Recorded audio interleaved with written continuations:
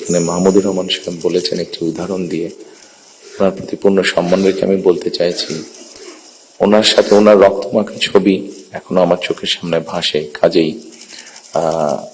ওনার সাথে কি হয়েছে আমি যেমন জানি, রুহুল আমিন গাজী সাহেবের সাথে কি হয়েছে, যেভাবে উনি মৃত্যুবরণ করেছেন জেলের মধ্যে, সেটি আমি জানি। যারা দেশে ছিলেন আপনারা, তারা অবশ্যই আমার থেকে একটু বেটার ভালো জানবেন।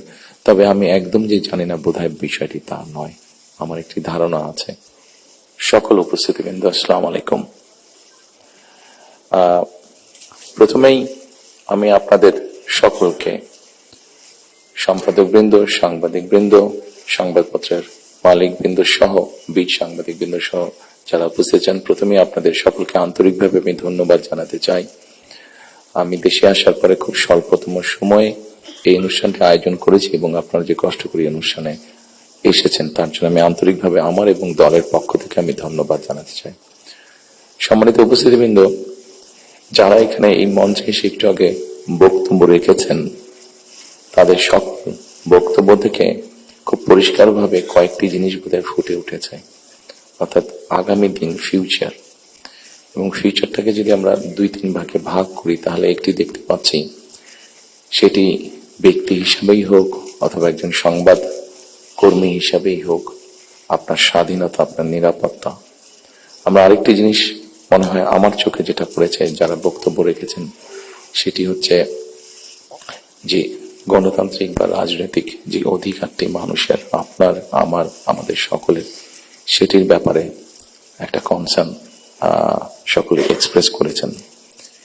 এবং খুব সম্ভবত একজন বক্তাই এখানে একটি কথা বলেছেন, সেটি হচ্ছে যে আগামী দিন, ফিউচারটা কেমন হবে। আমি দেশে অনেকদিন থাকতে পারিনি, কি কারণে সে প্রসঙ্গে গেলাম না, আপনাদের কম বেশি ধারণা আছে। তবে সারাক্ষণই দেশের সাথে আমার যোগাযোগ ছিল। দেশের মানুষের সাথে কি হয়েছে, এখানে মাহমুদুর রহমান সাহেব বলেছেন একটি উদাহরণ দিয়ে, ওনার প্রতি পূর্ণ সম্মান রেখে আমি বলতে চাইছি, ওনার সাথে ওনার রক্তমাখা ছবি এখনো আমার চোখের সামনে ভাসে। কাজেই ওনার সাথে কি হয়েছে আমি যেমন জানি, রুহুল আমিন গাজী সাহেবের সাথে কি হয়েছে, যেভাবে উনি মৃত্যুবরণ করেছেন জেলের মধ্যে, সেটি আমি জানি। এবং সবচেয়ে বড় বিষয় হচ্ছে আমার 60 লক্ষ নেতাকর্মী এবং তার থেকে আরেকটি হৃদয় বিদারক আমার জন্য হচ্ছে, সেটি হচ্ছে আমার মায়ের সাথে কি হয়েছে। কাজে এই ঘটনা যদি আমরা সকলে সবগুলোকে এক করি, তাহলে যারা দেশে ছিলেন আপনারা, তারা অবশ্যই আমার থেকে একটু বেটার ভালো জানবেন। তবে আমি একদম যে জানি না বোধহয় বিষয়টি তা নয়, আমার একটি ধারণা আছে। সম্মানিত উপস্থিতিবৃন্দ, যে কথাগুলো প্রায় সকলেই বলে গিয়েছেন, এই কথাগুলো যদি আমরা আলোচনা করাই যাবে অনেকক্ষণ ধরে। আপনারা আপনাদের মূল্যবান সময় ব্যয় করে এখানে এসেছেন। আমি এই কথাগুলোর মধ্যে থেকে একটু সরে এসে কিছু কথা বলতে চাই। আমাদের সমস্যা ছিল, আমাদের সমস্যা আছে। অবশ্যই আমরা 5ই আগস্টের আগে ফিরে যেতে চাই না। আমি আমার অবস্থান থেকে যদি চিন্তা করি, আমার এক পাশে 1981 সালের একটি জানাজা, একই সাথে আমার এক পাশে 2025 সালের 31 ডিসেম্বরের একটি জানাজা, আর আমার আরেক পাশে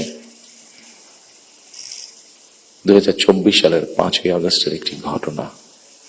কাজে আমার মনে হয় এটি শুধু বোধহয় আমার একার জন্য নয়, যারা আমার দলের নেতা কর্মী সদস্য এবং সামগ্রিকভাবে পুরা দেশের মানুষের সামনে বোধহয় এই দুটি উদাহরণ বোধহয় সবচাইতে বাদ বিবেচনা করার জন্য সবচাইতে ভালো উদাহরণ, যে আসলে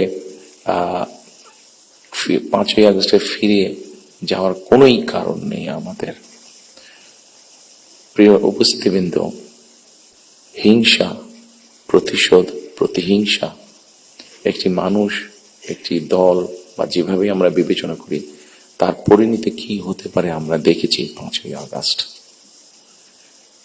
এবং আমি সেজন্যই সকলকে অনুরোধ করব, দল মত নির্বিশেষে আমাদের মধ্যে মত পার্থক্য থাকবে, কিন্তু আমরা যদি চেষ্টা করি তাহলে সেই মত পার্থক্যের মধ্যে রেখে আলোচনার মাধ্যমে সেটি অনেক সমস্যার সমাধান হয়তো আমরা বের করে আনতে সক্ষম হব, কিন্তু কোনোভাবেই সেটি যাতে মত বিভেদের পর্যায়ে চলে না যায়।